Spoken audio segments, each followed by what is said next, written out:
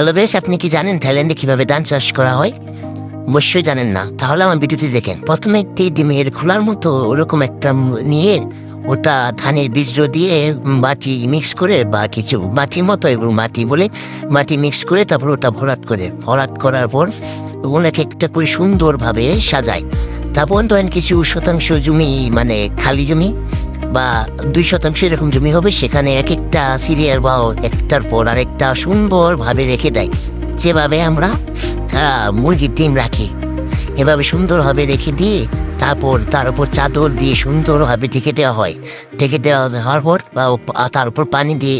পানি দেওয়ার কারণ হলো পানি দিলে ওই মাটিটা ভিজবে, ওই মাটিটা ওই বীজকে চারা উৎপন্ন করার জন্য সাহায্য করবে, যার জন্য উপরে পানি দেওয়া হয়। দিন দুই রেখে দেন, 10-15 দিন বা 30 দিন যদি রেখে দেন, এই চারাগুলো জমিতে রোপণ করার জন্য উপযুক্ত হয়ে যায়। তারপরে এরা কি করে জানেন? এরা তারপরে এক একটা করে চারা মানে ছাটাই। আমরা যখন জমিতে উঠাই এরা উঠায় না, এরা শুধু কাগজ থেকে আলাদা করলেই আমরা যেমন হাত দিয়ে রোপণ করি, এরাও হাত দিয়ে রোপণ করে। বাট এরা উপরে দাঁড়িয়ে এক একটা করে এক একটা ছুঁড়ে মারলেই একাই ওই হালি চাষের মতো হয়ে যায়। এভাবেই থাইল্যান্ডের মানুষ ধান চাষ করে।